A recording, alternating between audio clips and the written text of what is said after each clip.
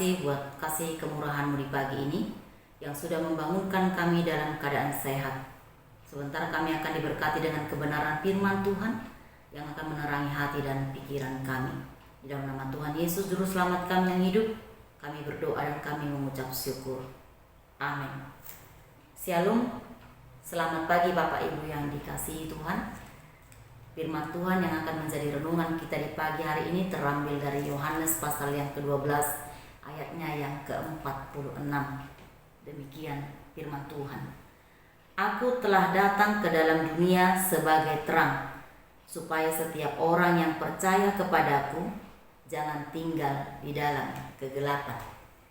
Kalau ada terang, berarti ada gelap. Terang ini sangat dibutuhkan di dalam kehidupan manusia. Bahkan sangat penting. Dunia yang dalam kegelapan juga sangat membutuhkan terang itu. Di dalam Kejadian pasal yang pertama juga dikatakan bahwa sebelum terang itu dijadikan, dunia sangat kacau balau. Itulah sebabnya terang itu hari ini firman Tuhan katakan sudah datang. Terang itu sudah datang untuk menerangi orang-orang yang hidup dalam kegelapan. Terang itu untuk menerangi dunia, menerangi manusia supaya keluar dari kegelapan. Terang Kristuslah yang menarik manusia keluar dari kegelapan itu. Kegelapan berbicara tentang dosa dan iblis. Dan terang itu berbicara tentang kehidupan. Tetapi bukan kehidupan secara jasmani. Karena orang bisa hidup secara jasmani, tetapi dia bisa mati secara rohani. Karena kelemahan manusia itu, itulah yang membawa masuk ke dalam kegelapan. Dan kegelapan itu berbicara tentang kehidupan yang mati secara rohani. Tetapi pada saat terang itu datang, kita harus mengikuti terang itu supaya kita benar-benar hidup di dalam terang Kristus dan kita pun menjadi anak-anak terang. Pada saat kami pergi ke Solo, kami meninggalkan rumah dengan mematikan lampu. Pada saat kami datang dan pulang dari Solo, kami pun dengan pelan-pelan mencari tombol lampu untuk kami hidupkan. Dan setelah lampu kami hidupkan, kami bisa melihat kotoran-kotoran, debu yang ada di kursi. Dan bahkan satu hal yang kami lihat yang mengagetkan kami yang tidak pernah kami lihat selama ini, ada kotoran tikus di rumah kami. Dan ternyata kami bertanya dari mana datangnya tikus itu. Ternyata dia merusak saringan yang ada di kamar mandi kami yang terbuat dari plastik itu, digigit dan dirusak sehingga dia bisa masuk untuk mengotori rumah kami. Begitu pula kehidupan kita. Pada saat terang Kristus itu datang, kita akan diterangi. Disitulah kita bisa menyadari kesalahan, kekotoran atau dosa apa yang lagi membelenggu dalam kehidupan kita saat ini. Karena terang Kristus ini memberi kita kehidupan. Pada saat kita masuk dalam terang Kristus, secara otomatis kita harus keluar dari kegelapan. Kita sudah keluar dan kita harus tetap tinggal di dalam terang itu. Apapun yang menjadi masalah dalam hidup kita, di dalam situasi virus corona saat ini yang membuat kita bimbang, membuat kita ketakutan, mungkin masalah ekonomi atau masalah apapun yang saat ini terjadi dalam hidup kita, tetapi kita harus tetap hidup di dalam terang Kristus. Tidak ada satu hal pun yang boleh membawa kita kembali masuk ke dalam kegelapan itu, karena kita sudah didatangi oleh terang itu dan kita pun sudah menjadi anak-anak terang. Anak-anak terang ini harus juga bisa menjadi terang di dunia ini. Melalui kebenaran firman Tuhan hari ini, kita terus dibimbing untuk kita bangkit, bertobat, berubah dari segala kelemahan hidup kita. Hanya kita yang tahu dengan Tuhan apa yang menjadi dosa yang terus membawa kita masuk ke dalam kegelapan itu, yang terus membawa kita keluar dari terang. Tetapi saat ini firman Tuhan begitu luar biasa. Allah yang mengasihi kita itu telah datang menjadi terang untuk menerangi kehidupan kita, sehingga kita boleh tetap hidup di dalam kebenaran firman Tuhan.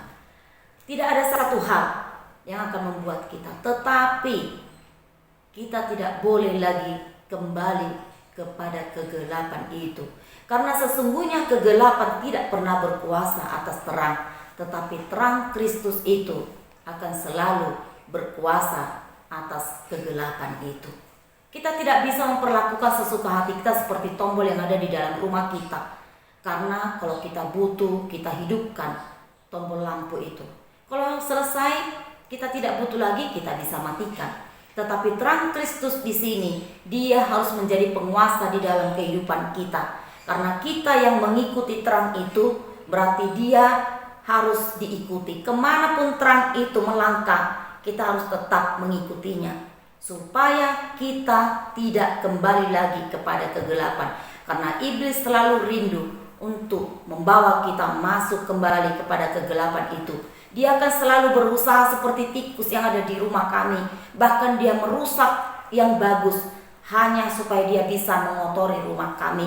Demikian juga iblis di dalam kehidupan kita. Dia akan terus berusaha menggigit, merusak, masuk dalam kehidupan kita ini dengan cara apapun supaya kita kembali kepada kegelapan. Tetapi hari ini kita bersyukur kepada Tuhan. Kita sudah hidup di dalam terang Kristus, dan terang Kristus itulah yang membawa kita masuk di dalam sukacita.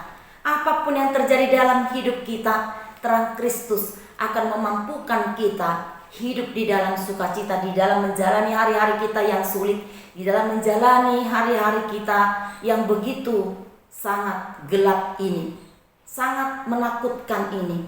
Kita akan mampu tetap di dalam sukacita dan kebahagiaan karena kita tetap hidup di dalam terangnya Kristus.